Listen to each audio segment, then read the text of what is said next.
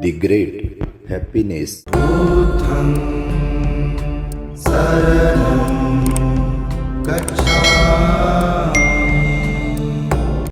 मनोपुब्बंगमाधम्मा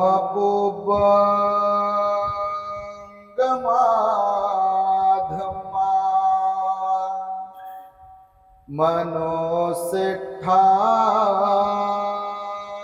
मनोमया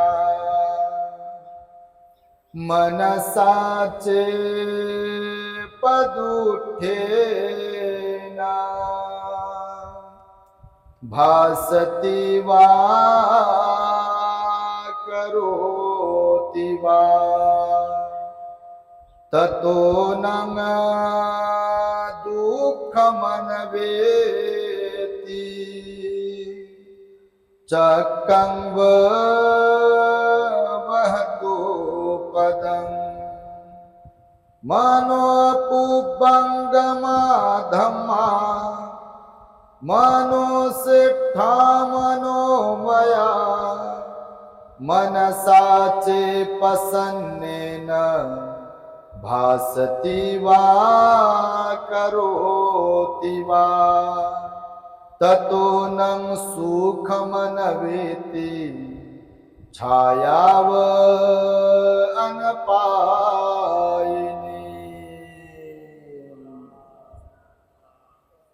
संपूर्ण विश्वाला ज्यांनी सुख शांती मानवता तथा दुःख मुक्तीचा आर्य संदेश दिला असे ते दुःख मुक्तीचे मार्गदाता दुःख मुक्त महामानव महान कारुणिक तथागत भगवान सम्यक संबुद्ध तथागतांनी आपल्या शुद्ध प्रज्ञेतून निर्मिलेला सद्धम्म आणि त्याच सद्धम्माचा गेली 2500 वर्षांपासून सातत्याने अहोरात्र प्रचार आणि प्रसार करणारा पूजनीय भिक्खू संघ या महान आणि सर्वश्रेष्ठ अशा त्रिरत्नांना प्रथमतः त्रिवार वंदन करतो, ज्यांच्या महान आणि असीम त्याग प्रभावामुळे आपल्याला जो हा अनमोल असा बुद्ध धम्म लाभला आणि ज्यांच्यामुळे आपल्याला हे एवढे मोठे वैभव प्राप्त झाले असे महान युग प्रवर्तक भारतीय राज्यघटनेचे शिल्पकार परमपूज्य बोधिसत्व डॉक्टर बाबासाहेब आंबेडकर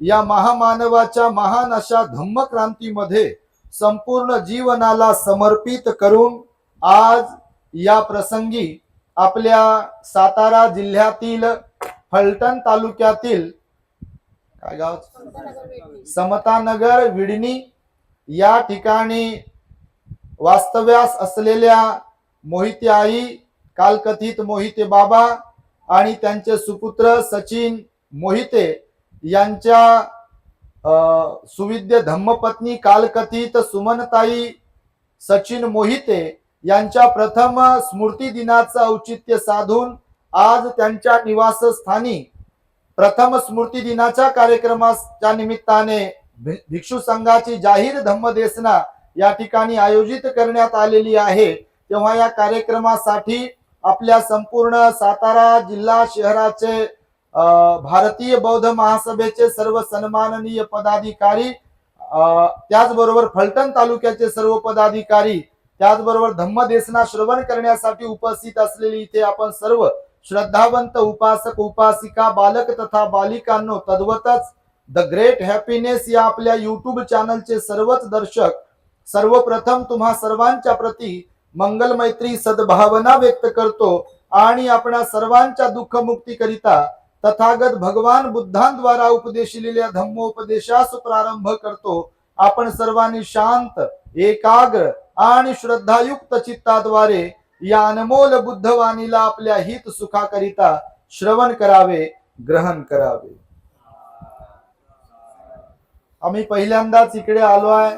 सचिन मोहिते यांची प्रचंड इच्छा होती, ताई हयात होत्या तेव्हापासून ताईंची पण इच्छा होती की एकदा तरी आम्ही त्यांच्या गावी यावे, त्यांच्या निवासस्थानी यावे, त्यांचं भोजन चिवर परिष्काराचं दान स्वीकारावे आणि इथे आमची धम्मदेसना व्हावी अशी त्यांची प्रांजळ इच्छा होती। परंतु भगवंताच्या उपदेशानुसार जिथे जन्म आहे तिथे मृत्यू आहे आणि त्यानुसार सुमनताई सचिन मोहिते ह्या आपल्यातून निघून गेल्या। त्यांना आज 1 वर्ष पूर्ण झालेला आहे। त्याचबरोबर मोहिते बाबा सुद्धा 2022 साली निघून गेले आणि दोघांच्याही स्मृतीप्रित्यर्थ आमच्या मोहिते आई आता त्यांच्याशी आम्ही गप्पा मारत होतो. अधे भोजनदान होत असताना त्या सांगत होत्या, भंतेजी मला गॅप आहे, गुडघ्यांचा प्रॉब्लेम आहे, परंतु माझ्यामध्ये खूप चांगलं परिवर्तन होते आहे, धार्मिकता वाढत आहे, बुद्ध बाबासाहेबांचा विचार घर बसल्या मोबाईलच्या माध्यमातून, युट्यूबच्या माध्यमातून, आपल्या द ग्रेट हॅपीनेस चॅनलच्या माध्यमातून आम्हाला समजत आहे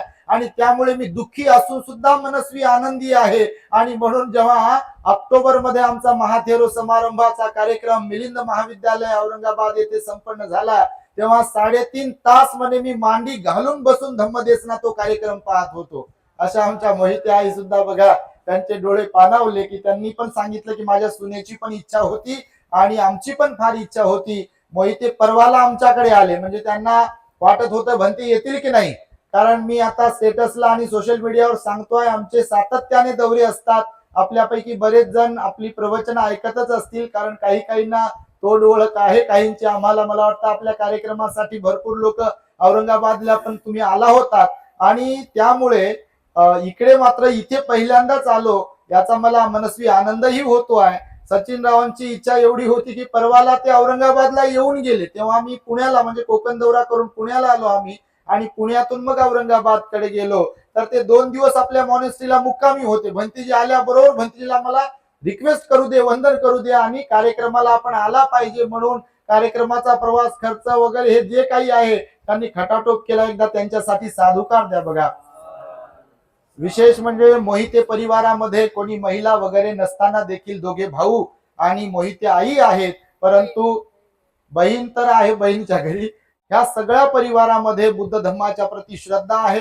मला वाटतं नेहमी आई आता सांगत होत्या, खिडकीमध्ये स्पीकर लावून भंतेजींचे प्रवचन इतरांनी पण ऐकावेत, इतरांनाही बुद्ध कळावेत, इतरांनाही बाबासाहेब कळावेत आणि इतरांमध्ये सुद्धा परिवर्तन व्हावं जे बाबासाहेब आंबेडकरांना अभिप्रेत आहे. या शुद्ध हेतूने बघा ते प्रवचन स्पीकर वरती पण लावत होते आणि त्यामुळे आई म्हणाल्या की सगळ्यांनाच काही पटत नाही, भगवंताचाच विचार आहे. बुद्ध म्हणाले पुण्य सगळ्यांचं समान नसते. सगळ्यांचं पुण्य समान असते काय? माणसं माणसंच आहेत, पण स्वभाव सारखेच आहेत का सगळ्यांचे? आयुष्य सारखंच आहे का सगळ्यांना? सौंदर्य सारखंच लाभलंय का सगळ्यांना? श्रीमंती गरिबी सारखीच लाभली आहे का सर्वांना? बुद्धिमत्ता सारखीच लाभली आहे का सर्वांना? हो की नाही? बोला माझ्याशी, मुकेत बसू नका. आम्ही कुठं दुसऱ्या ग्रहाहून आलो, बोला माझ्याशी, म्हणजे बा तुम्ही आहात जागे असा त्याचा अर्थ होते. आमची शैली जरा वेगळी आहे म्हणून फार धीर गंभीर होऊ नका, कारण ऑलरेडी संसारिक लोक लय धीर गंभीर असतात हे आम्हाला माहिती आहे. कारण सगळे प्रॉब्लेम घेऊन आमच्याकडे येतात. भंतेजी असं आहे, काय करावं, मुलाचा प्रॉब्लेम, मुलीचा प्रॉब्लेम, सुनेचा प्रॉब्लेम, सासूचा, सासऱ्याचा, नवरा बायकोचा तर विचारूच नका. काय काय ते प्रत्येक जण प्रॉब्लेम्स घेऊन येतात. भगवंताच्या काळातही असं घडायचं, कारण भगवान बुद्ध म्हणाले प्रत्येकाच्या जीवनामध्ये कल्याण मित्र असणं अत्यंत आवश्यक आहे.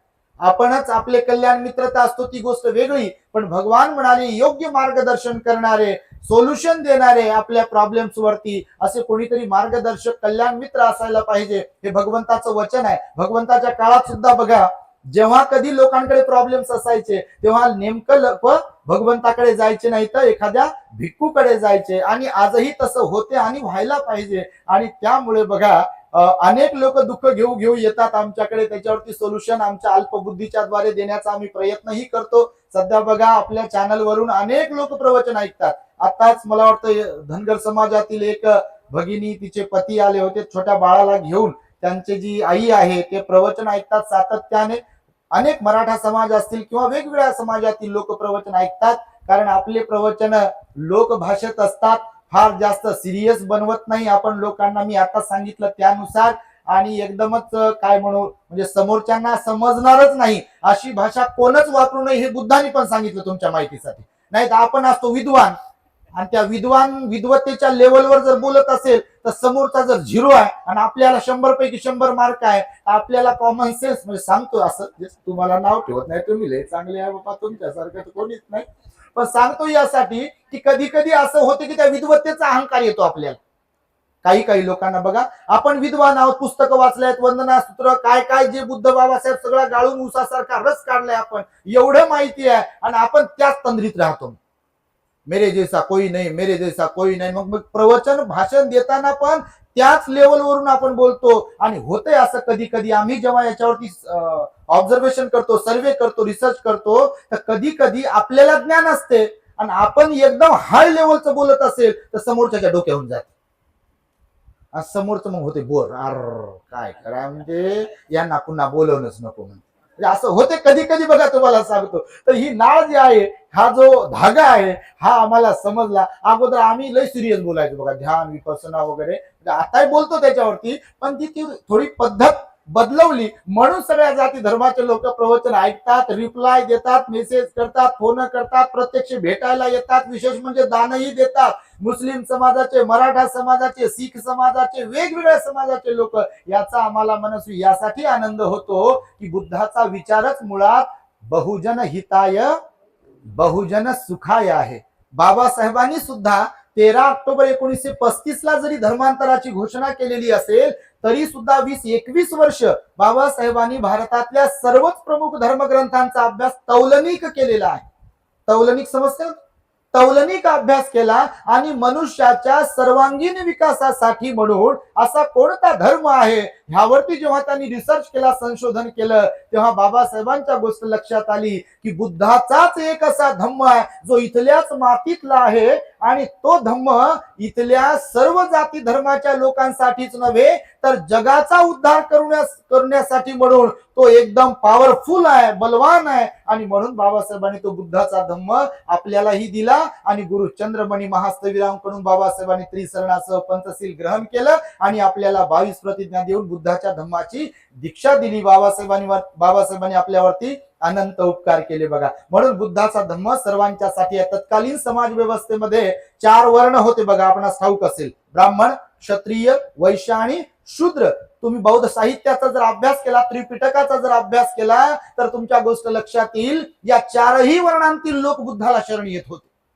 या 4ही वर्णांतील लोक बुद्धाला शरण येत होते. ज्यांना गृहस्थ उपासक राहावंसं वाटत होतं ते उपासक बनून राहत होते आणि ज्यांना भिक्खू भिक्खुनी बनण्याची इच्छा होती, ज्यांचं पुण्य जास्त होतं ते भिक्खू भिक्खुनी बनत होते आणि मग ध्यान समाधीचा अभ्यास करत होते, भगवंताचा उपदेश ऐकत होते आणि मग कोणी श्रोतापन्न, कोणी सकृतागामी, कोणी अनागामी, तर कोणी अर्हत होत होतं बघा. हे भगवंताच्या काळामध्ये घडत होतं आणि त्यामुळे बुद्धाचा धम्म बाबासाहेबांनी आपल्याला दिला. त्या बुद्धाच्या धम्मामध्ये भगवान बुद्धाचे जे सिद्धांत तुम्ही पाहिले तर प्रामुख्याने मानवी जीवनाच्या संदर्भात बुद्ध काय म्हणाले.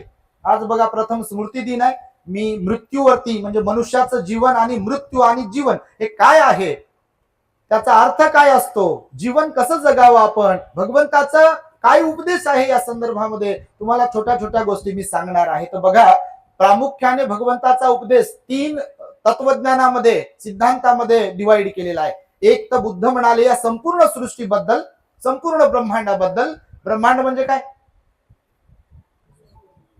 असे काही शब्द आले की बघा आपलं फ्रिक्वेन्सी जाते भलतीकडे बघा.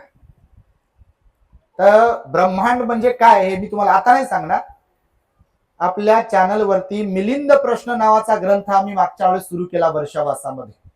मिलिंद प्रश्न, डॉक्टर बाबासाहेब आंबेडकरांनी औरंगाबादेत जे महाविद्यालय काढलं त्या महाविद्यालयाला काय नाव दिलं, हेतू पुरस्सर मिलिंद. आणि ते कॉलेज ज्या परिसरात आहे त्या परिसराला काय नाव दिलंय, नागसेन वन.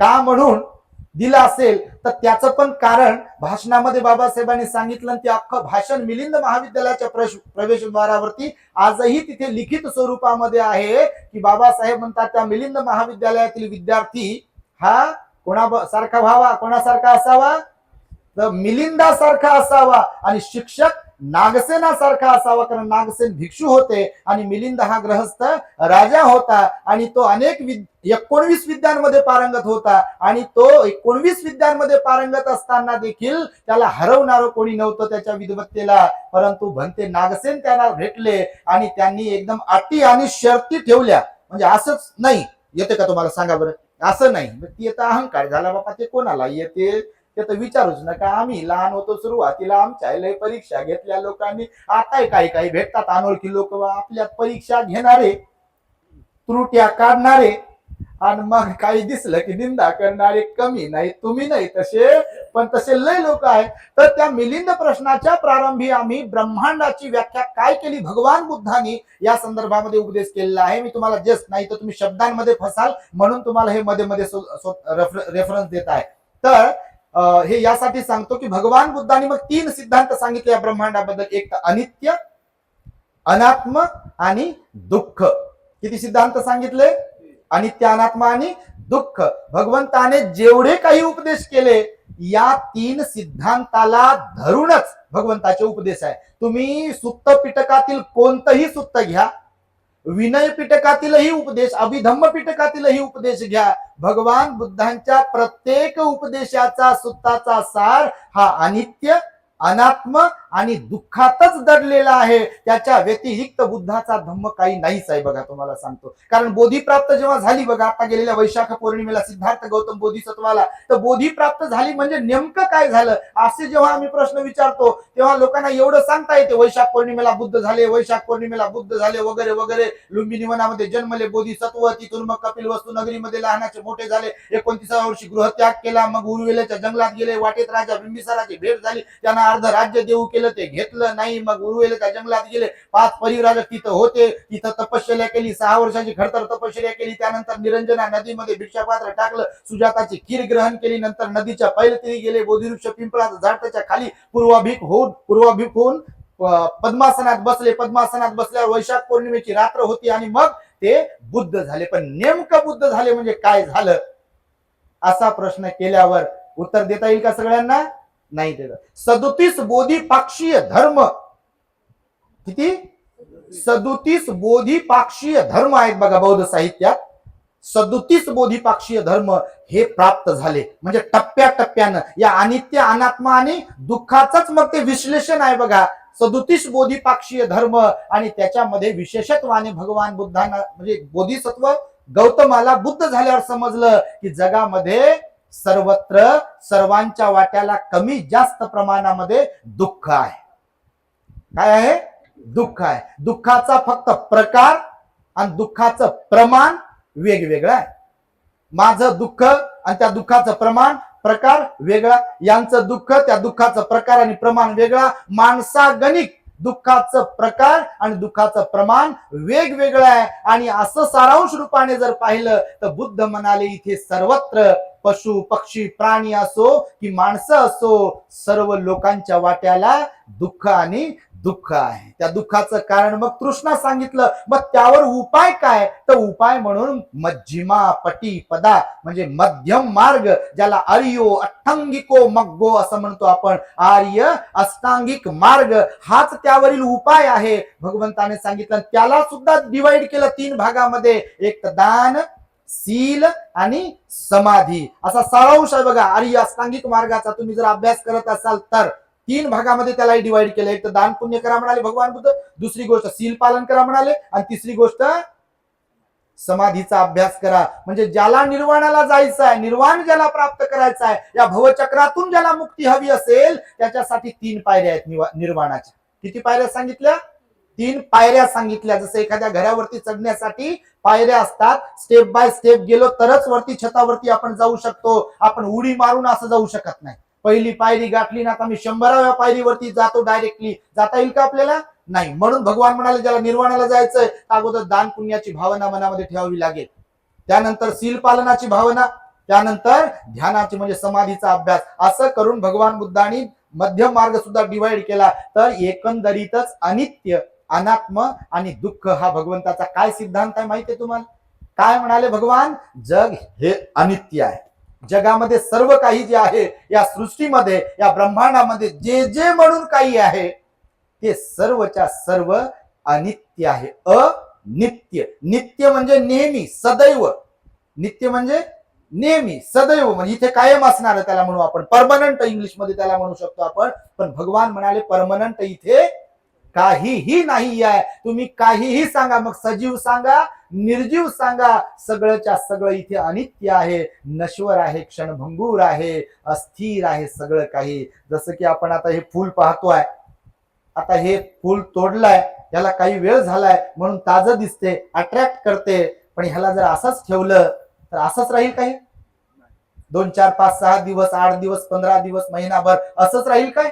त्याच्यात परिवर्तन होईल बघा, चेंजेस होतील त्याच्यामध्ये आणि ते सुकून जाईल बघा.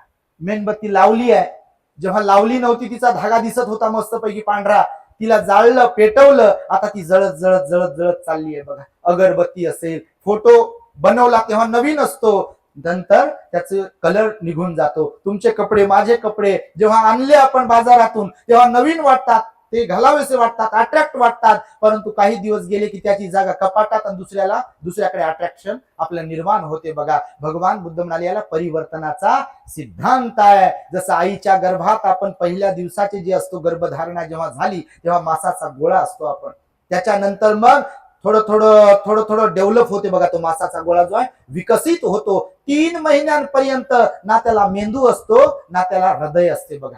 जो गर्भवती माता असते ना, भगवंताने बघा 7 महिन्यांपर्यंत काय सांगितलं, गर्भमंगल धम्म संस्कार करायला सांगितले. 3ऱ्या महिन्यापासून का म्हणून तर 3ऱ्या महिन्यापर्यंत फक्त मासाचा गोळाच असतो. 3रा महिना कंप्लीट होता असताना आपला ब्रेन मेंदू जो आहे तो विकसित व्हायला सुरुवात होते आणि जे हृदय आहे तेही विकसित व्हायला सुरुवात होते. मनुष्याच्या शरीरातील 2 महत्वाचे जे अवयव असतात ते सर्वात महत्वाचे असतात. ते जर बाजूला केले तर हे शरीर माणसाचं असून काही उपयोगात राहत नाही. जसं ब्रेन डेड झाला आणि बाकी सगळं शरीर डोळे नाक कान पंचेंद्रिय व्यवस्थित जरी असतील पण ब्रेन जर डेड झाला तर माणूस म्हणून जीवन जगू शकत नाही बघा. तुम्हाला ते स्वतः खाऊ शकत नाही, स्वतः झोपू शकत नाही, स्वतः उठू शकत नाही, शी सू काहीच स्वतः करू शकत नाही जर ब्रेन डेड झाला तर. दुसरी गोष्ट हार्ट, हृदय बंद पडलं आणि बाकी किती तंदुरुस्त असू दे आपण, हृदय बंद पडलं तर काय करतात, विषय संपत्तीने त्याचा. आणि म्हणून हे 2 अवयव फार महत्वाचे असतात आणि म्हणून गर्भमंगल संस्कार जो आहे तो 3रा महिना 4था 5वा 6वा 7वा 8वा 9व्या महिन्यापर्यंत करायला सांगितले.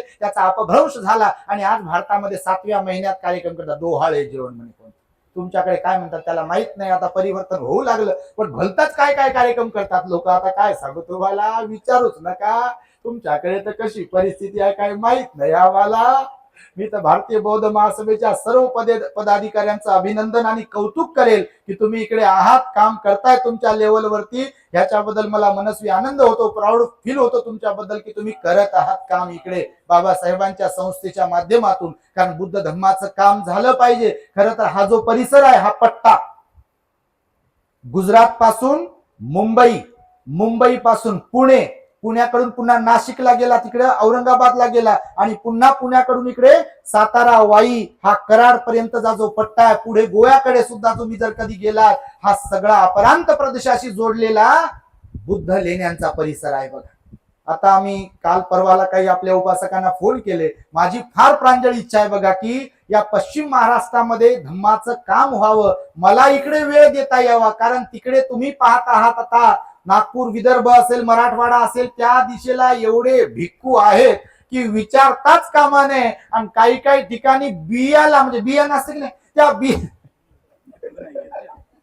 बियाणाला भिक्खू नाही हो इकडे कोणी पण. आणि त्यामुळे बघा आम्ही जेव्हा विचार केला की आपण जर या साईडला आलो, वेळ दिला तर धम्माचं चांगलं काम होईल म्हणून बघा काल परवा मी काही लोकांना तुमच्यातले ज्यांचे नंबर होते माझ्याकडे मी त्यांना फोन केला की कराडला लेण्या आहेत, लेण्याच्या पायथ्याशी जर 1-2 एकर जमीन आम्हाला विकत घेता येईल तर तिथे नक्कीच आपल्याला श्रामणेर भिक्खू उपासकांचं प्रशिक्षण केंद्र तयार करता येईल, ध्यान साधना केंद्र तयार करता येईल. त्या माध्यमातून आपल्या या भागामध्ये कोकणापर्यंत आपल्याला बौद्ध भिक्खू संघाच्या माध्यमातून धम्माचा प्रचार आणि प्रसार करता येईल. आणि जेणेकरून बाबासाहेब आंबेडकरांना अभिप्रेत असलेला आदर्श बौद्ध समाज लवकरात लवकर निर्माण होईल. म्हणून मी काही लोकांच्या कानावर पण घातलेला आहे. हा कार्यक्रम आटोपल्यावर मी त्या लेण्यांकडे आपण कराडला जाणारच आहे जमीन वगैरे पाहण्यासाठी. हे मध्येच मुद्दामच सांगितलं, काही ऍडव्हर्टाइजमेंट नव्हती पण हे महत्वाचं होतं आमच्या प्रचाराची दिशा म्हणून तुम्हाला सांगितलं. तर जीवन बघा अनित्य आहे असं भगवंताने सांगितलं. तुम्ही पटाचार्याची स्टोरी ऐकलीच असेल नाही, किसा गौतमीची स्टोरी ऐकलीच असेल.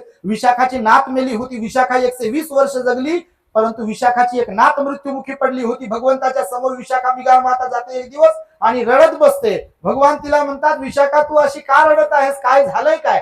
त्यावर ती भगवंताला म्हणते भगवान माझी नात मृत्युमुखी पडलेली आहे. विशाखाच्या अनेक विशेषता आहेत बघा, तुम्ही बौद्ध साहित्यात वाचा. विशाखा सुत्तच आहे. विशाखा किती सुंदर होती, किती धर्मवान होती, 7 वर्षांची असतानापासून बुद्धाची तिची भेट झाली, बुद्धाच्या संपर्कात, भिक्षू संघाच्या संपर्कात, रोज भगवान बुद्धासह भिक्षू संघाजीच्या घरी भोजनासाठी जायचे, म्हणजे निमंत्रित असायचे. अशी विशाखा एक होती श्रावस्तीमध्ये, आणि दुसरे अनाथ पिंडक होते की ज्यांच्या घरी रोज आणि रोज अनेक भिक्षू भोजनासाठी निमंत्रित केल्या जायचे. तर त्या विशाखाची नात मेल्यानंतर भगवान बुद्ध विशाखाला म्हणतात, विशाखा मला सांग, तू एवढं रडत आहेस, एक तुझी नात गेली तर. विशाखाचा परिवार 3-3.5 हजार सदस्यांचा होता विशाखा मिगार मातेचं. विशाखाची विशेषता की 120 वर्षांचं आयुष्य तिला लाभलं होतं, आणि जे सर्वसामान्यांच्या वाट्याला केस पिकणं, केस गळणं, दात पडणं, वाकणं, झुकणं, म्हातारपण ज्याला म्हणतो ना आपण, वृद्धावस्था, ती विशाखाच्या वाट्याला नव्हती आली. हे तिचं पुण्य होतं. तुमच्या माहितीसाठी पंचगुणांनी युक्त होती ती.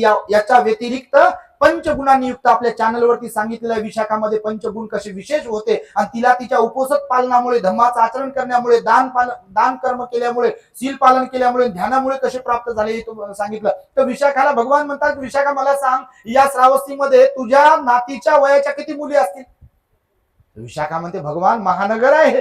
त्या काळात महानगर होतं ना, आता जसं मुंबई, चेन्नई वगैरे, कलकत्ता मोठमोठी शहर आहेत ना, मेट्रो सिटी ज्यांना आपण म्हणतो आता, तर ते श्रावस्ती त्या काळात मेट्रो सिटी होती. 7 कोटी लोकसंख्येचं शहर होतं त्या काळामध्ये. किती? 7 कोटी लोकसंख्येचं ते शहर होतं. पैकी 5 कोटी लोक बुद्धाचे अनुयायी होते. किती?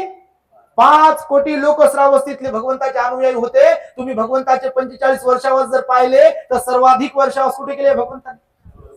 सर्वात जास्त काळ कुठे थांबले आपले भगवान? एकट्या श्रावस्ती नगरामध्ये भगवान बुद्ध 25 वर्षे थांबले बघा. 19 वर्षावास अनाथ पिंडकाने 54 करोड रुपये खर्च करून, पाणी सोडून दान दिलेल्या जेतवन विहारात भगवंताचे 19 वर्षावास झालेले आहेत. आणि उर्वरित 6 वर्षावास मिगार माता विशाखेने स्वतःच्या गळ्यातला हार विहारात विसरून राहिला. उपसताच्या दिवशी सील ग्रहण करायचा आहे म्हणून तिने काढून ठेवला, त्या देवळीत तसाच राहिला, आणि त्याला भिक्खूचे हात लागले. तर मग आता नको मला ते घ्यायला, ते अनादर होईल, मी ते भिक्षूंना भगवंताला दान देईल असं भगवंताला तिने सांगितलं. भगवान म्हणाले, सोनं चांदी माणक मोती घेऊन आम्ही काय करा, आम्ही सगळं सोडून आलो, त्याला घेऊन काय करावं? त्याचं काही कामच नाही. कोणत्या अंगठ्या घाला, कोणती माळा घाला, कोणतं कानातलं, नाकातलं, हातातलं, आम्ही जर घालत बसलो तर मग काही खरंच नाही बघा. म्हणून भगवान म्हणाले, ते काही आम्ही घालत नाही, ते सगळं सोडून दिलेलं आहे. तर मग भगवान काहीही करा, उपाय सुचवा, परंतु हे हार जो आहे, त्या काळात 3 स्त्रियांकडे ते हार होते जम्बूद्वीपात अख्ख्या. त्यापैकी विशाखा मिगार माता ती एक होती. म्हणजे ते एकदम त्या हिऱ्या मोत्यांचा तो हार होता. म्हणतात 9 करोड रुपयाचा तो हार होता त्या काळामध्ये. त्याचा लिलाव लावला, त्याचे पैसे आले, आणि विशाखा मिगार माताने त्या अनाथ पिंडकाने दान दिलेल्या जेतवनाच्या बाजूलाच एक पूर्वाराम नावाचा विहार निर्माण केला. आज मी तीच बघा, ते अनाथ पिंडकाने दान दिलेल्या जेतवन विहाराचे अवशेष तर आहेत, परंतु विशाखाने दान दिलेलं पूर्वाराम जे विहार आहे ना, तिथे सम्राट अशोकाने एक स्तंभ बनवला होता. आज त्याचं तिथे फार विद्रुपीकरण केलंय. तिथे विहार नाही आणि काहीच नाही, अशी परिस्थिती त्याची आहे. तर सांगतो यासाठी की मग विशाखाला भगवान बुद्ध विचारतात की तुझ्या नाती समान किती मुली असतील? तर भगवान ती म्हणते लाखो मुली असतील. तर सगळ्या त्या तुझ्या नाती असत्या आणि क्रमाक्रमाने एका दिवसाने गेल्या असत्या समजा, तर तू रोज रडली असती. मग रोजच रडली असती तर अख्खा आयुष्य तुझं रडण्यातच गेलं असतं. मग तू धम्मातून शिकली काय? कारण भगवंताचा उपदेश आहे, जिथे जन्म आहे तिथे मृत्यू अटळ आहे. मग ते भगवान बुद्ध स्वतः जरी असतील, अर्हत भिक्खू असतील, किंवा सर्वसामान्य भिक्खू भिक्खुणी असतील, बोधिसत्व असतील, किंवा महापुरुष असतील, किंवा कोणीही असतील, गर्भ श्रीमंत लोक असतील, गरीब लोक असतील, तरुण तरुणी, शिकलेले अशिक्षित असतील, विद्वान असतील, कोणीही इथे कायमस्वरूपी येण्यासाठी राहण्यासाठी नाही आहे. इथे प्रत्येक जण जन्मगावावरून निघालेला आहे आणि वाटचाल प्रत्येकाची मरण गावाकडे सुरू आहे. कुणाचा स्टॉप कधी लागेल येईल ह्याची गॅरंटी आहे? आपण म्हणू शकतो का छाती ठोकपणे मी 100 वर्ष जगणार आहे? म्हणू बापा, म्हणायला काय लागते. माणूस लय काय काय म्हणते, आपल्याबद्दलच्या लय कल्पना करते माणूस. एवढं असेल तर एवढं करून सांगते माणूस. या जगात मी नेहमी सांगत आहे, या जगात सर्वात बुद्धिमान व्यक्ती जर प्राणी जर कोणता असेल तर कोण? मनुष्यच आहे. आणि त्याच्या व्यतिरिक्त दुसरी जर बाजू पाहिली, या जगात सर्वात अज्ञानी जर कोणता प्राणी असेल तर तोही तुमच्या माहितीसाठी सांगतो मनुष्यच आहे. तुम्ही याच्यावर संशोधन करा, विचार करा, तुम्हाला कळेल बघा. कारण आज तुम्ही पेपरमध्ये किंवा वर्तमानपत्रांमध्ये किंवा आपल्या न्यूज चॅनलवरती जर बातम्या पाहत असाल, असे कितीतरी लोक आहेत की ज्यांच्यामध्ये बिलकुल माणुसकी सुद्धा नाहीये. हे धम्म संयम शील सदाचार तर सोडाच तुम्ही, पण साधी माणुसकी देखील नाही. आईचं महत्व नाही कोणाला, कोणाला भावाचं महत्व नाही, कोणाला बहिणीचं महत्व नाही, कोणाला वडिलाचं महत्व नाही, कोणाला पती पत्नी सोबत संसार करता येत नाही नीट, कधी कोणामध्ये करुणा नाही आहे, असे कितीतरी लोक आहेत बघा, भगवंताने सांगितलं. आणि त्यामुळे इथे सर्वच्या सर्व लोक, भगवान म्हणाले 31 लोकांमध्ये असलेले जीव सर्व मरण धर्मी आहे. बघा तुम्ही बातम्या पाहत असाल, कोरोनामध्ये ते किती लोक गेले बघा. कोणी इथे अमर कोणी नाहीये. भगवान म्हणाले फक्त कर्म जे आहे ना आपले कायावाच्या मनाने करतो आपण, ते कर्म फक्त जोपर्यंत आपण अर्हत होत नाही तोपर्यंत कर्म असतात मात्र या भवचक्रामध्ये. पण आपली ही जी बॉडी आहे, शरीर आहे, हे शरीर ज्या दिवशी आपलं बटन दबते, बटन दबल्याबरोबर आपण साहेब मॅडम काय काय काय काय जरी किती म्हणून घेत असेल स्वतःला, ज्या दिवशी बटन दबलं, बटन दबल्याबरोबर लोक म्हणतात बॉडी कुठपर्यंत आली. काय म्हणतात लोक आपल्याला, काय म्हणतात, कोणत्याही जाती धर्माचे राहा तुम्ही, किती मालदार राहा तुमच्या नावावर, किती शेती राहू द्या, तुमचे कारखाने किती राहू द्या, तुम्ही किती विद्वान राहू द्या, डिग्री तुमच्या नावासमोर किती राहू द्या, ज्या दिवशी बटन दबलं की कोणीच म्हणत नाही साहेब कुठपर्यंत आलो, साहेबांची अँब्युलन्स कुठपर्यंत आली, मॅडमची अँब्युलन्स कुठपर्यंत आहे, असं म्हणते का लोक. अरे म्हणूच शकत नाही बघा, तुम्हाला सांगतो. अरे प्रेत कुठपर्यंत आले, बॉडी कुठपर्यंत आली, मड कुठपर्यंत आले, असंच लोक म्हणतात बघा. आणि ते जीवनाचं खरं सत्य असते बघा. पण आपल्याला जीवनभर ते उमगत नाही, समजत नाही. आपण आपल्या तंद्रीत, आपल्या धुंदीत जीवन जगत असतो. मी माझं, मी माझं, मी माझं. भगवान म्हणाले हे शरीर एखाद्या टाकून दिलेल्या लाकडा समान होते मेल्यावर. काय म्हणतात भगवान, टाकून दिलेल्या लाकडा समान हे शरीर आहे म्हणाले भगवान बुद्ध.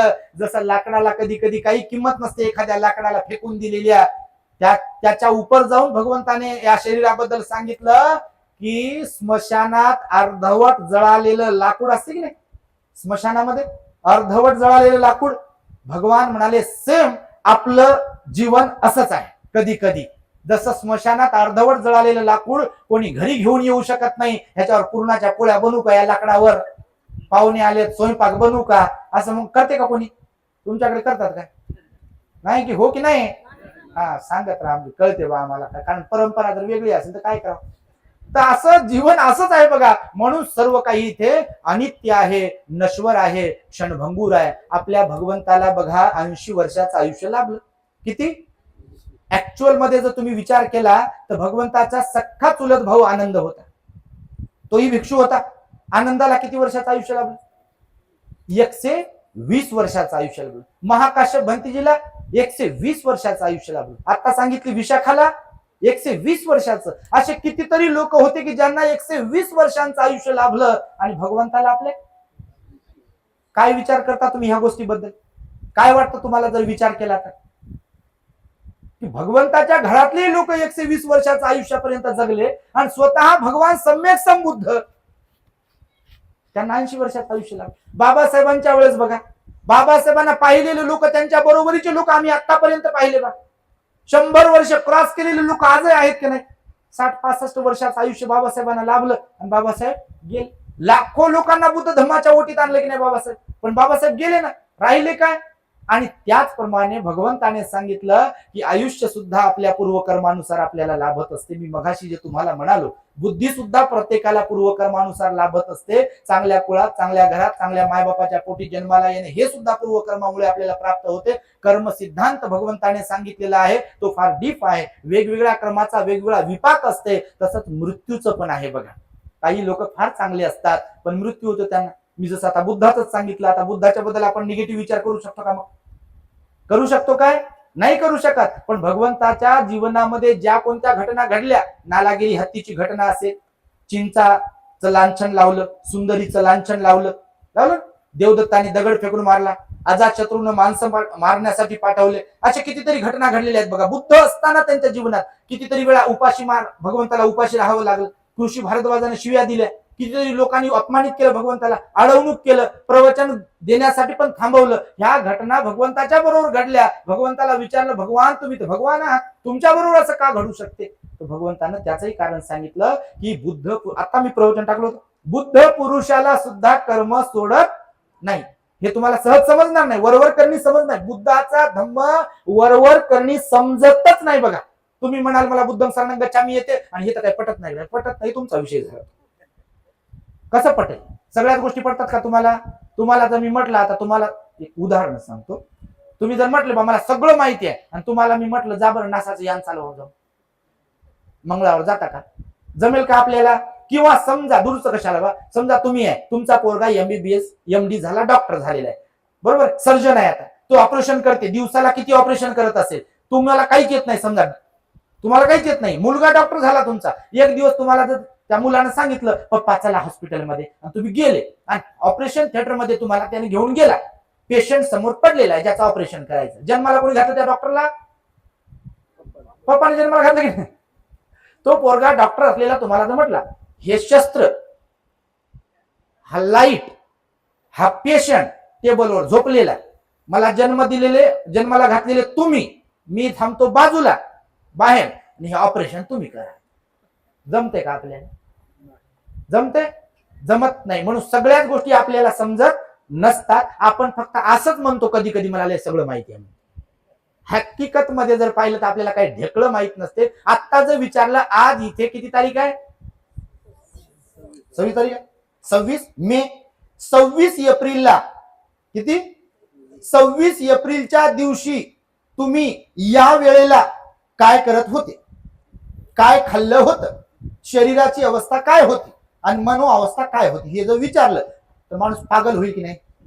प्रश्न ऐकूनच होईल की नाही? भलतच विचारता म्हणे.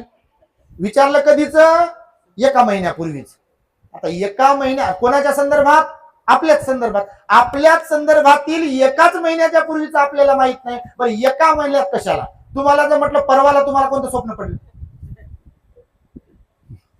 समजते का आपल्याला? एक उदाहरण म्हणून सांगतो. तर हे जीवन असं आहे बघा. भगवान बुद्ध म्हणाले सगळ्या गोष्टी आपल्याला समजत नसतात. जीवन छोटसच आहे, अनित्य आहे, नश्वर आहे, क्षणभंगूर आहे. आणि या जीवनामध्ये तसं पाहिलं तर भगवान बुद्धांनी दुःख सांगितले बघा, त्याच्यातच अनित्य भाव आहे. मग जाती, जरा, मरण, व्याधी, पीय, अपीय, मनाच्या विरुद्ध आणि पंचोपादान खंदा दुःखा, असे किती प्रकारचे दुःख आहेत?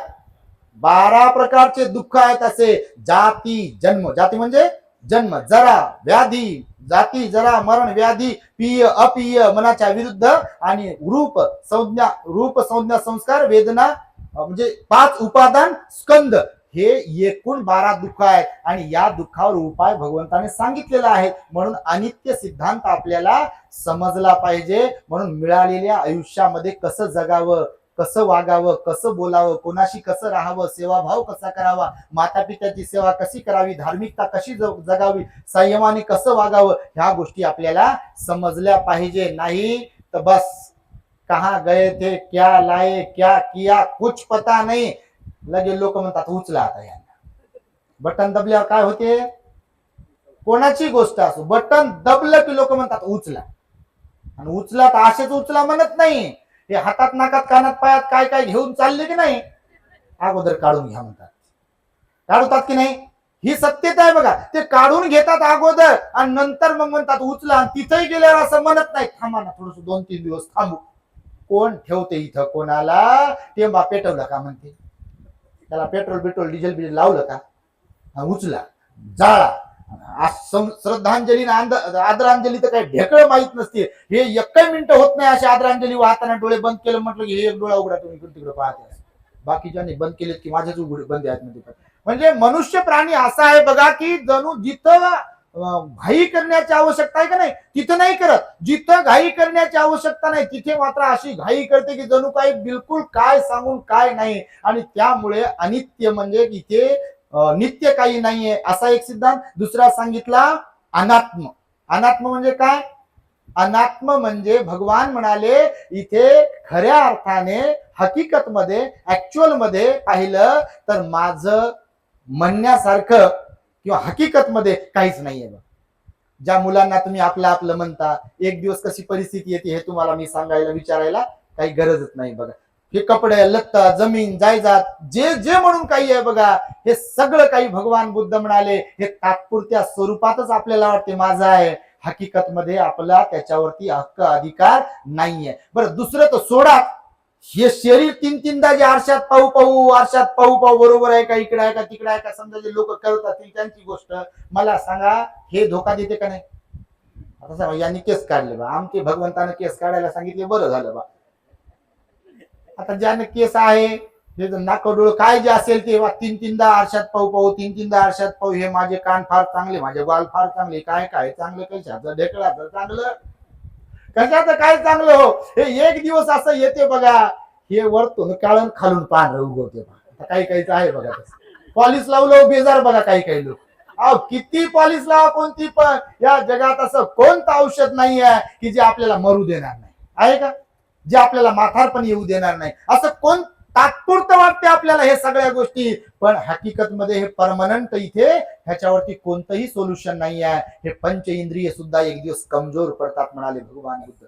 स्मरण शक्ती सुद्धा एक दिवस आपली कमी कमी होते आणि स्मृती भ्रंश होतो बघ. एक दिवस तंदुरुस्त आपली बॉडी असते, पण काही काळ गेले की आपल्याला धड बसता येत नाही, धड उठता येत नाही, धड चालता येत नाही, शब्द सुद्धा निघत नाहीत आपल्या, थर थर थर थर थर ओठ कापतात बघा. तुम्ही पेशंटला काही पाहत असाल, ही अवस्था प्रत्येकाच्या वाट्याला येते. म्हणून भगवान बुद्ध म्हणाले, इथे हकीकत मध्ये मी आणि माझं म्हणण्यासारखं काही नाही आहे. हे सगळं काही परिवर्तनशील आहे, ह्याच्यामध्ये बदल होतो, हीच जीवनाची सत्यता आहे म्हणाले भगवान बुद्ध. आणि ह्याच्यात पुढे जाऊन दुसऱ्या सिद्धांताच्या भगवान बुद्धांनी म्हणून सांगितलं, अनित्य, अनात्म आणि दुःख. आणि हे सगळं दुःखदायी आहे. जेव्हा आपण म्हातारे होतो तेव्हा म्हातारपणाचा त्रास सुरू झाला की दुःख आहे बघा. तसं तर त्याच्याही अगोदर बाळ जन्माला आलं की जन्माला आल्याबरोबर काय घडते? रडते. आणि रडणं सुखाचं लक्षण आहे की दुःखाचं लक्षण आहे? आपण भलेही साखर वाटत असाल, पेढे वाटत असाल, पण त्याच्याबरोबर काय घडते, काय करते? जन्माला आल्याबरोबर रडते की नाही? तर भगवंतानं सांगितलं, जाती पी दुःखा, जरा पी दुःखा. जरा म्हणजे जर्जर होणं, म्हातार होणं. आता जसं मी म्हणालो बघा, तुम्ही केस पांढरे होतं, लय टेन्शन येते. एक दिवस त्या दिवशी आलं भट्टेजी म्हणे, दीक्षा तर मला घ्यायची म्हणे, पण ते मुंडन नाही कळत म्हणे. अमरावतीहून एक पोरगा आलं बा, माझी त्याची मम्मी घेऊन आली, दीक्षा घ्यायची, भंतेजी बनायची, सामनेर बनायचं मागे. अमरावतीवरून आमच्याकडे माणुसकीला औरंगाबादला आलं तर म्हणे, भंतेजी याला दीक्षा घ्यायची. ते म्हणे मला दीक्षा घ्यायची. 8 ये काय म्हणे, मला केस नाही काढायची. आपण म्हटलं, तुझ्या सोन्याचे केस आहे का, चांदीचे आहे का, माणिक मोतीचे, काय आहे काय तुझे केस? आम्हाला वाटत होतं, म्हटलं बा तेव्हा लहानपणी. आता हे बनवल्याशिवाय बरं वाटत नाही बघा तुम्हाला. यांनाही विचार, हे बनवलं तर बरं वाटत असेल बघा यांना. का यांचं तर आपले अध्यक्ष महोदय सातारा जिल्ह्याचे, यांचं तर नॅचरल बनलं बघा. ती गोष्ट वेगळी. पण सांगतो तुम्हाला, ह्या सगळ्या बाबतीमध्ये आपलं जे शरीर आहे, आपल्याला वाटते की हे माझं माझं माझं, पण हकीकत मध्ये माझं नाही आहे. आणि संपत्तीच्या बाबतीतही भगवान बुद्धाने सांगितलं की ज्या दिवशी आपण जातो, संपत्ती इथंच राहते आणि आपण स्मशानात जाऊन आपली राख झालेली असते. जीवनाची ही सत्यता आहे. संपत्तीचे मालक बदलतात, पण मालक इथे परमनंट राहत नाही. तुमच्या खिशातल्या नोटा तुम्ही चेक करा, आता प्रवचन संपल्यावर चेक करण्यासाठी त्या नोटा मळालेल्या असतात. मळालेल्या असतात, त्याला घाण लागलेली असते. कसे का? तर डायरेक्ट नाशिकच्या कंपनीतून तुमच्या खिशात आलेली आहे का नोट? कोणती तरी, कोणतीच नोट आपल्याकडे डायरेक्ट येत नाही बघा. याच्याकडून त्याच्याकडे, त्याच्याकडून याच्याकडे, याच्याकडून त्याच्याकडे, त्याच्याकडून याच्याकडे. जेव्हा ज्याच्या ज्याच्या खिशात हातात गेली ते म्हणते माझे पैसे आहे. काय म्हणता नोटेला? हे माझे पैसे आहे. सोनं सुद्धा तुम्ही जे वापरता का नाही, ते सोनं सुद्धा याच्याकडून त्याच्याकडे, त्याच्याकडून याच्याकडे, फक्त प्रक्रिया करते सोना. तुम्ही जे परत देता त्याच्याकडे, ते जाळते जाळते, त्यातला मळ काढून टाकते, त्याचा दुसरा दागिना बनवते, पुन्हा नवीन बनवून विकते. ही हकीकत आहे बघा. परिवर्तन होत राहते. इथे भगवान बुद्ध म्हणाले, मी आणि माझं म्हणण्यासारखं काही नाही आहे. जीवन असंच आहे आणि जीवनात पावलो पावली दुःख आहे बघा. सुख थोडंसच आहे, पण दुःख भरपूर प्रमाणामध्ये आहे. आणि सगळ्या अर्थाने इथे मनुष्य दुःखी असल्या कारणाने त्याला हे जीवन समजलं पाहिजे. किसा गौतमीचा मुलगा गेला बऱ्याच दिवसानंतर जन्माला आलेला.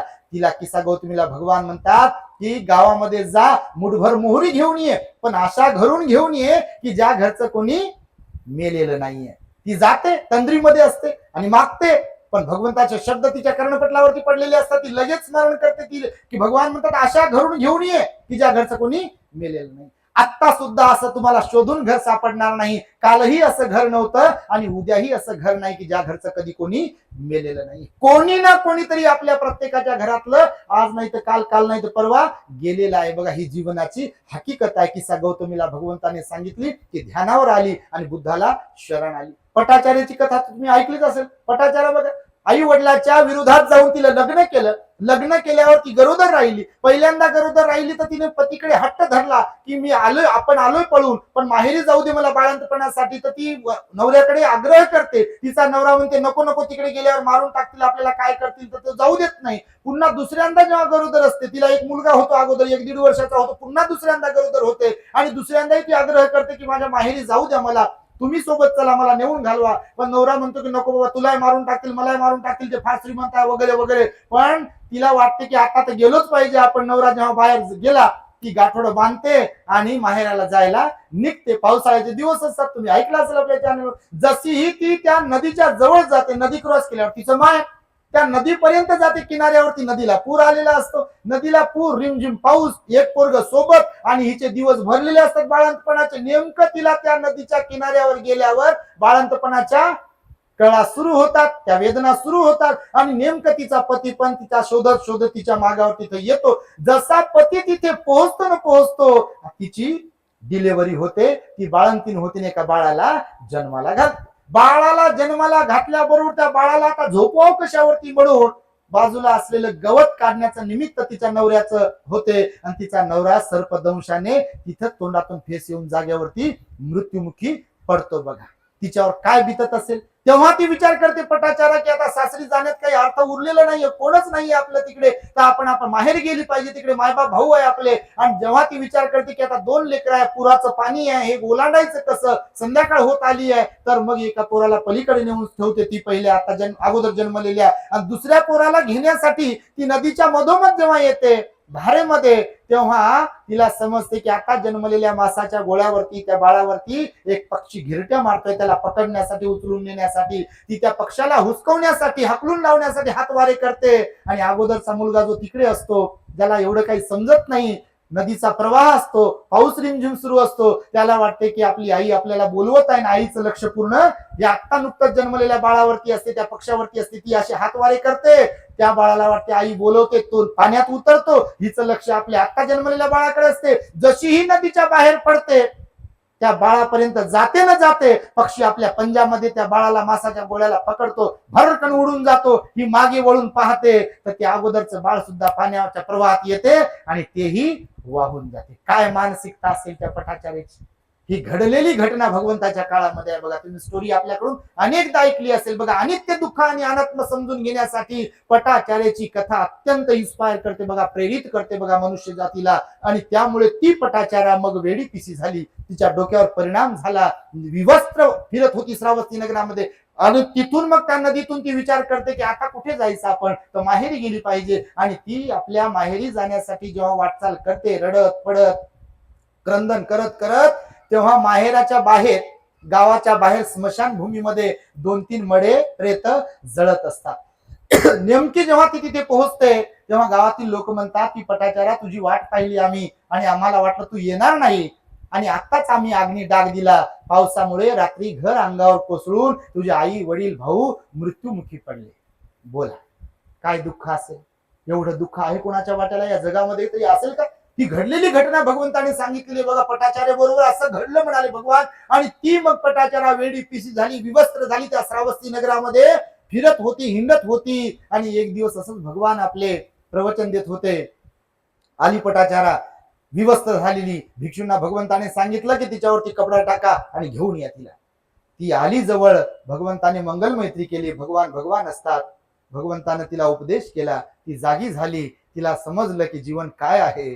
भगवान म्हणाले, प्रत्येकाच्या वाट्याला हे दुःख आहे, हे 12ही प्रकारचं दुःख, इथे कोणी सुटणार नाही त्याच्यातून. त्या प्रत्येकाच्या वाट्याला आहे. तू होश मध्ये ये. रडण्यामध्ये, पडण्यामध्ये, क्रंदन करण्यामध्ये, पश्चाताप करण्यामध्ये काही एक उरलेलं नाही आहे. तू होश मध्ये ये, धम्माचं आचरण कर आणि निर्वाणाला प्राप्त कर. कारण जीवनामध्ये निर्वाणाला प्राप्त करता आलं पाहिजे, त्यालाच खरं जीवन म्हणतात. आणि म्हणून पटाचारा होशमध्ये येऊन अर्हत थेरी झाली बघा. तुम्ही थेरी गातेमध्ये तुम्हाला ती ऐकायला मिळेल. हे यासाठी म्हणून मी सांगतोय बघा, की सुमनताईची सुद्धा खूप श्रद्धा होती, सचिनची, त्यांच्या पत्नीची दोघांची श्रद्धा होती, परंतु जाणं येणं कोणाच्या हातात नाही आहे बघा. आता तुम्ही पाहत असाल कधी कोणाचा खरंच नंबर लागू शकतो बघा, असं काही नाहीये. आणि भगवंताचा उपदेश एवढाच आहे की तुम्ही जेवढं जगताय या जीवनामध्ये तुम्ही शील सदाचाराचं पालन करा. अहंकार, ऍटिट्यूड ज्याला म्हणतो आपण, युगो ज्याला म्हणतो, द्वेष ज्याला म्हणतो, हा बाळगू नका. काही नसते बघा तुम्हाला. मी आताही बोललो, मी नेहमी थेट बोलत असतो बघा. आम्ही जरी असो, हे ग्रेट हॅपीनेस चॅनल आहे, करुणान भंतीचं नाव आहे, प्रसिद्धी झाली ना आमकन ढमकन टमक, ज्या दिवशी खरंच बटन दबेल बघा, हे सगळं इथंच राहील. आणि कशाचे महाथेरून कशाचं काय, आमचं तरी हे कर्मरूपी राहील म्हणा, असं काही नाही आहे. कारण चॅनल काढलं ना आम्ही, पण शारीरिक दृष्ट्या तुम्ही जर विचार कराल तर इथे काही राहणार नाही बघा. म्हणून एक तर जिवंतपणामध्ये म्हणजे जिवंत असताना तुम्ही अवयव दानाचा फॉर्म भरून द्या. कोणाला काही द्यावं वाटत नसेल तर, कारण भगवान म्हणाले दान पुण्य करणं सुद्धा हर किसी के बस की बात नाहीये. कारण दान म्हणजे त्याग आहे, त्यागू वाटत नाही लोकांना बघा. काही पण असो, भोजन परिष्कार चिवर असो किंवा अजून काय काय असो, देणं प्रत्येकाला शक्य होत नाही. शक्य होत नाही म्हणजे तशी भावना तयार होत नाही. फार मोठं मन, दानंच युद्धंच समान माहू असं म्हटलं. भगवंताचा शब्द काय आहे दानाबद्दल? दानंच युद्धंच समान माहू, म्हणजे दान हे युद्धा समान आहे म्हणाले भगवान बुद्ध. कोणाला भोजन दान देणं असेल, चिवर दान देणं असेल, परिष्कार दान देणं असेल किंवा काहीही दान देणं असेल, युद्धा समान आहे. कारण युद्धामध्ये सर्व गमवावं लागतं. आणि दान देताना सुद्धा दानं ददंतु सद्धाय म्हटलं म्हणजे त्याच्यावर पाणी सोडावं लागतं, तिथं अपेक्षा करता येत नाही. आणि त्यामुळे जीवनामध्ये तुम्ही अवयव दान सुद्धा केले पाहिजे. आता आम्ही तर फॉर्म भरून दिलेलाच आहे की मेल्यानंतर आमचा कोणी अंतिम संस्कार करू नये. अंतिम संस्कार काय करता त्याला, समाधी बांधण्यात हे हातपाय डोळे नाक कान किडनी जे काही असेल व्यवस्थित, ते जर मेल्यानंतर कोणाच्या उपयोगी आलं तर आपल्या जीवनाचं सार्थक झालं असा त्याचा अर्थ होईल. नाही तर बस जमिनीत गाडलं की झालं, त्याला मुंग्या लागतील, काय काय होईल, हाडं राहतील, नाही तर जाळलं की विषय संपतो बघा. आणि त्यामुळे भगवंताचा धम्म तुम्ही समजून घेतला पाहिजे. 12 प्रकारचे दुःख तुम्ही समजून घेतले पाहिजे. जीवन अनमोल आहे. बाबासाहेबांनी दिलेला मार्ग हा अनमोल आहे. बाबासाहेबांचा प्रचंड त्याग आहे. यासाठी एक काळ होता आपल्याला कवडीची किंमत नव्हती. होती का तुमच्याकडे अशीच परिस्थिती असेल बघा. वामन दादा म्हणाले, काल कवडी मोल जिने वामनचे होते, परंतु आज जुळे जगताशी प्रेमाचे नाते, बुद्धाकडे जग हे वळे, भीमा तुझ्या जन्मामुळे. जर बाबासाहेब नसते यदा कदाचित तर बुद्धही आपल्याला भेटले नसते. आज हे शिक्षण नसतं, ह्या नोकऱ्या नसत्या, हा मान पान कोणी नाही केलं भलव माय, भीमान केलं ते दिल्लीचं दालन खुलव माय, भीमान केलं. खरं की खोटं? बिलकुल खरंच आहे. याला कोण नाकारू शकेल बघा. कारण बाबासाहेबांचा त्याग याच्या पाठीमागे आहे. आज मेहनत जरी आपली असेल, परंतु ही पात्रता, ही लायकी कोणी तयार केली? आपली डॉक्टर बाबासाहेब आंबेडकरांनी तयार केली. कारण बाबासाहेबांचे बघा मुलं गेले, त्यांची पत्नी गेली, 3 मुले, मुलगी, पत्नी मातीमध्ये गेली, तरी त्या युगंधराने परवा नाही केली. 3 मुलं गेले, मुलगी गेली, राजरत्न गेला, गंगाधर गेला, रमेश गेला, इंदू नावाची मुलगी होती ती गेली, आपली आई माता रमाई बाबासाहेबांची पत्नी ही सुद्धा तारुण्यात गेली. बाबासाहेब थांबले नाही बघा. आपल्या वाट्याला सोन्याचे दिवस यावेत म्हणून, आपल्या मुलांवर, त्यांच्या मुलावर जी वेळ आली होती तशी येऊ नये म्हणून बाबासाहेब झिजले, राबले, किती पायाला भिंगरी बांधून फिरत राहिले. त्यांनाही डायबिटीज, बीपीचा त्रास होता, मणक्याचा त्रास होता, गुडघा फ्रॅक्चर झाला होता, अर्ध डोके दुखीचा त्रास होता, वडिलांच्या जाण्याचं दुःख, पत्नीच्या जाण्याचं दुःख, मुलांच्या जाण्याचं दुःख होते. परंतु तरी सुद्धा बाबासाहेब बघा या देशात असलेल्या रंजल्या गांजलेल्या लोकांना, एससी एसटी ओबीसीतल्या लोकांचं दिवस चांगले यावे त्यांच्या वाट्याला म्हणून झिजत राहिले बघा. आणि आज खरंच हे जे काही आहे ते बाबासाहेबांच्या मुळे आहे. तर केवळ बाबासाहेबांचं खात बसणाऱ्यांपैकी आणि केवळ गात बसणाऱ्यांपैकी आपण नसलो पाहिजे. आपलं योगदान काय आहे? खाते तो है हम बाबा साहब का, आणि गाते भी है 365. तुमच्याकडे काय आहे माहित नाही बापा. काही लोक 365 दिवसातून एकच दिवस उगवतात आणि ते आपल्याला नाचायला भेटते बाबासाहेबाच्या नावानं म्हणून. आणि नाचो रे नाचो, बोलो रे बोलो, जय भीम बोलो, किधर भी चलो. विचारूच नका. दुसऱ्या दिवशी बेहोश. तो हार सुकला काय, विहारात घाण साचली काय, जाऊन झाडू मारू का, याचा काही संबंध नसते. काही काही लोकांना बघा विचार महत्वाचे आहेत, गुणगान महत्वाचं नाही आहे, जय जयकार महत्वाचा नाही आहे, विचार महत्वाचे आहे. आणि त्यासाठी आम्ही रोज सांगत आहोत आमच्या चॅनलच्या माध्यमातून की बौद्ध म्हणून घेणाऱ्या, जय भीमवाल्या म्हणणाऱ्या प्रत्येक व्यक्तीचं कर्तव्य आहे की बाबासाहेबांनी जे काम जबाबदारी आपल्यावरती सोपवली आहे ती जबाबदारी आपल्याला पार पाडता आली पाहिजे. कोणती जबाबदारी सांगितली की सामाजिक परिवर्तनाच्या लढाईमध्ये तुम्ही सहभागी झाले पाहिजे. याचा अर्थ असा नाही की भांडण्यासाठी मारामारी करण्यासाठी तयार झाले पाहिजे. लोकांमध्ये जागृती निर्माण करा म्हणाले बाबासाहेब. लोकांना बुद्ध समजून सांगा, लोकांना संयमशील जीवन कसं जगावं, माणुसकीचं जीवन कसं जगावं हे तुम्ही समजून सांगा. त्यासाठी तुमची बुद्धिमत्ता खर्च करा म्हणाले. पहिली गोष्ट काय खर्च करा? बुद्धिमत्ता खर्च करा. त्यानंतर आपला पैसा खर्च करा, पैसाही खर्च करावा लागेल. आणि तिसरी गोष्ट आपला वेळ खर्च करता आला पाहिजे म्हणाले. वेळही देता आला पाहिजे. नाही तर बाल्याची माय, बाल्याची बायकोन, बाल्याचे लेकर आपापल्या खोलीत आणि बाकी सगळी दुनिया गेली म्हणते चुली. हा, घरकुल येऊ द्या. बाबासाहेबांना संविधानात्मक तरतूद केलेलं घरकुल घेतो, शिष्यवृत्ती घेतो, अजून रिझर्वेशनचं काय काय, सरपंचाच्या, सदस्याच्या, ग्रामपंचायतच्या किंवा पंचायत समितीच्या, जिल्हा परिषदेच्या, महानगरपालिकेच्या जागा असतील तिथं काही कोट्यातून रिझर्वेशनतून ते द्या म्हणते. मला काम नको म्हणते. असे काही लोक असतात. तुम्ही नाही तसे, तुम्ही लय चांगले आहे. पण सांगतो का असे लोक काही कामाचे नाही. बघा आता जिवंत असून भगवंतात म्हणाले. याच्या पुढे जाऊन काही लोकांच्या बद्दल, काही लोक जिवंत असून मेल्यासारखे आहेत या जगामध्ये. कोणाचे शब्द आहेत हे? भगवंताचेच शब्द आहेत. तुम्ही वाचा भगवंत बुद्धाचा धम्म. काही लोक भगवान म्हणाले जिवंत असून मेल्यासारखे आहे. आणि काहीच लोक असतात की जे मरून जिवंत राहतात. जसे बाबासाहेब आहेत, भगवान बुद्ध आहेत, किंवा जे कोणी महापुरुष असतील. काही लोक मरून जिवंत राहतात. भगवान आपल्यातून जाऊन 2500 वर्ष झाले. आज भगवान बुद्ध केवळ भारतातच नव्हे तर जगातल्या कितीतरी देशांमध्ये भगवंताचं नाव आहे. भगवंताला पूजल्या जाते, वंदल्या जाते. त्यांनी सांगितलेल्या मार्गाचं अनुसरण केल्या जाते. बाबासाहेब पण पहा, गेले बाबासाहेब निघून आपल्यातून 70 वर्ष होत आहेत. परंतु आज बाबासाहेबांची कीर्ती केवळ भारतातच नाही तर जगभरामध्ये बाबासाहेबांची कीर्ती आहे. आणि त्यामुळे बाबासाहेबांच्या विचारांचा प्रचार आणि प्रसार आपल्याला करता आला पाहिजे. बुद्धाच्या धम्माचाही प्रचार आणि प्रसार आपल्याला करता आला पाहिजे. पण त्यासाठी अगोदर धम्माचं आचरण आपल्याला करता आलं पाहिजे.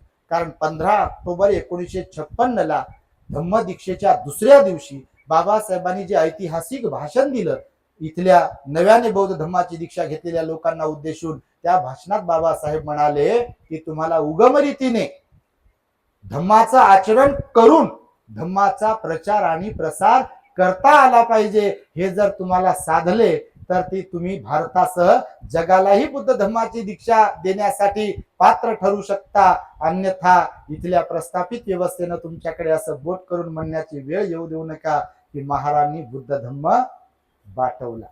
कारण भीम के लगते जिगर, अर्ध्यापेक्षा कमी इधर आणि अर्ध्यापेक्षा जास्त उधरच जर असतील, सांगा मला काही खरं आहे का? मग याला काही उपयोग नाही बघा. आणि त्यामुळे आपण बाबासाहेबांचे अनुयायी आहोत. त्यामुळे बुद्धाच्या धम्माला तुम्ही समजून घ्या.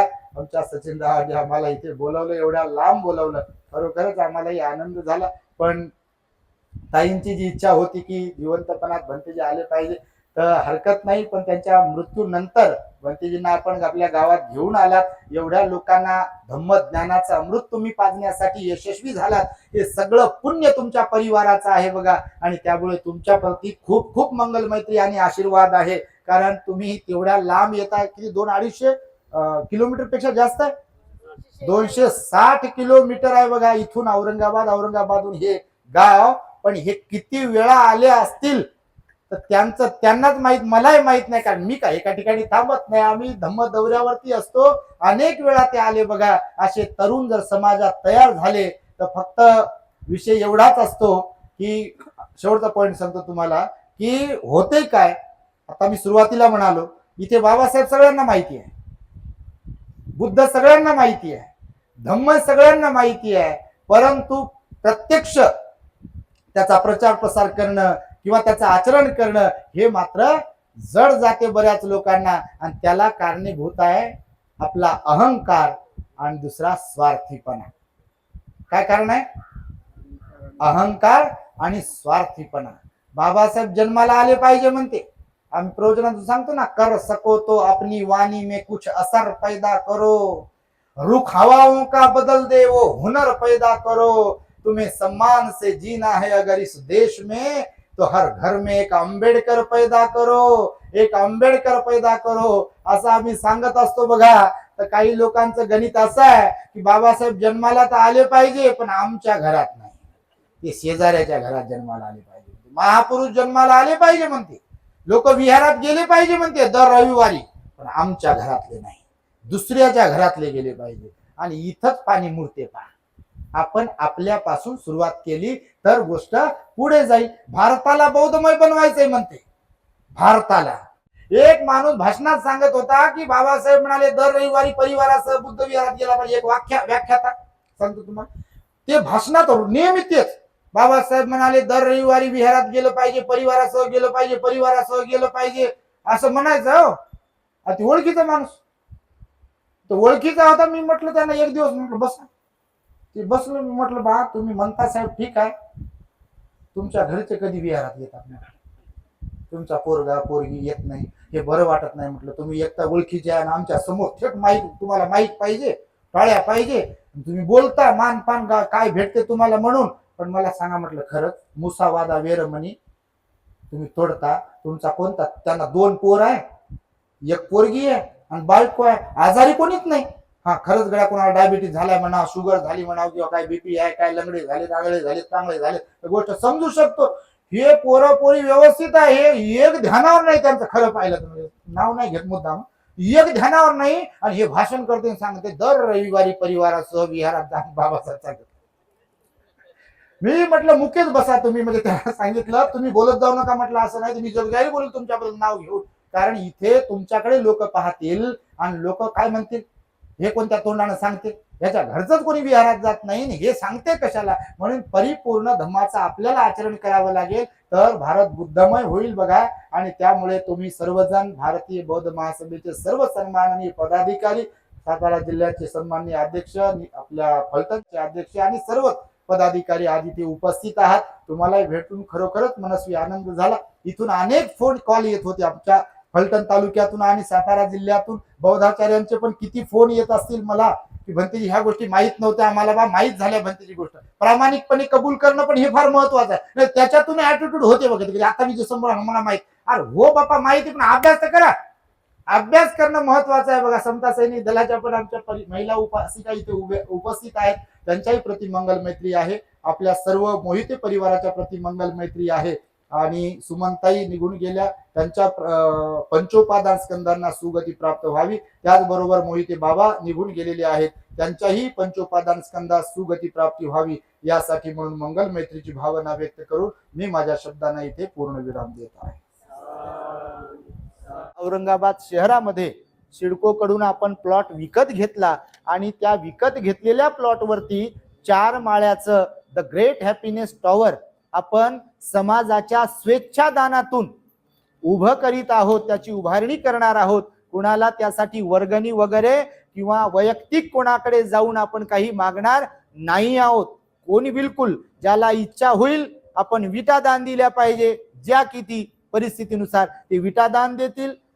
ज्यांना सिमेंट दान द्यायची ते सिमेंट दान देतील, ज्यांना रेती दान द्यायची रेती दान देतील, ज्यांना लोखंड दान द्यायचं लोखंड दान देतील, किंवा बिल्डिंग साठी इमारतीसाठी जे जे म्हणून लागेल ते स्वेच्छेने जे दान देतील त्यांचं दान स्वीकारल्या जाईल. मग ते मजुरीसाठी आर्थिक दान असेल किंवा जे कुठलं दान असेल, पूर्ण इमारत होईपर्यंतचं, तर समाजाच्या स्वेच्छा दानातून इमारत उभी राहील. भिक्षू संघाला ती अर्पण केल्या जाईल, तिचं लोकार्पण होईल. समाजाने जर साथ दिली आणि समाज फार चांगला आहे हे आम्ही अनुभवत आहोत. कोणाला मागायची गरज नाही आहे वैयक्तिकरित्या, कोणाला जाऊ कोणाकडे वर्गणी वगैरे मागायची. लोक फार चांगले आहेत, लोकांमध्ये आता परिवर्तन होत आहे. आम्ही पाहतोय गावोगावी खेडोपाड्यात शहरात तिकडं जातोय, प्रचंड गर्दी करतायत लोक. जे इच्छुक दानदाते आहेत ते आपल्या परिवाराकडून, आई वडिलांच्या स्मृतीप्रित्यर्थ असेल किंवा घरातलं कोणी गेलंय त्यांच्या स्मृतीप्रित्यर्थ असेल, हे जे काही मटेरियल लागणार आहे, आपल्याला सामान साहित्य लागणार आहे बांधकामासाठीचं, ते तुम्ही दान देऊ शकता. आमचे कपिल सातदिव साहेब आहेत, त्यांचा स्क्रीनवर नंबर येतो, तर त्यांच्याशी संपर्क साधावा. आपला जो 9890437445 हा फोन पे गुगल पेचा नंबर आहे. त्याचबरोबर चॅनलवरती आपल्या अकाउंट नंबर आहे आपल्या संस्थेचा, त्या अकाउंट नंबरवरती सुद्धा आपण दान पाठवू शकता. किंवा कधी कधी नंबरवरती मला वाटतं काही लिमिट वगैरे दाखवते, काही उपासक सांगतात तसं, तर ते लिमिट दाखवत असेल तर स्कॅनर जे आहेत आपले, त्या स्कॅनरवर स्कॅन करू शकता. किंवा संस्थेचं जे अकाउंट आहे त्या अकाउंटवर सुद्धा तुम्ही दान देऊ शकता. इच्छुक श्रद्धावंतांच्यासाठी लोक विचारतात म्हणून आता बोलण्याच्या ओघामध्ये मी हे सांगत आहे. सांगण्याचा हेतू एवढाच आहे, तन्मन धनाने बांधकामासाठी डॉक्टर बाबासाहेब आंबेडकरांना अभिप्रेत असलेला आदर्श बौद्ध समाज निर्माण करण्याच्या उपक्रमांतर्गत सुरू असलेल्या या कामासाठी आपण सहकार्य कराल, ही एक धम्म भावना ठेवून माझ्या शब्दांना पूर्ण विराम देत आहे. भवतु सब मंगलम रखन्तु सब देवता सब बुद्धानुभावेन सदा सुखी भवन्तु ते. भवतु सब मंगलम रखन्तु सब देवता सब धम्मानुभावेन सदा सुखी भवन्तु ते.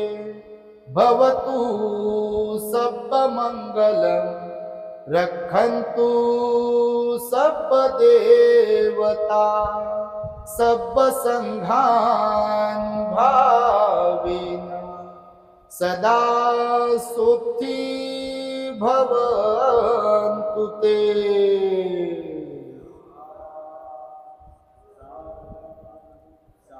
बुद्धं नमामि, धम्मं नमामि, संघं नमामि. जय भीम. The great happiness. बुद्धं शरणं गच्छामि.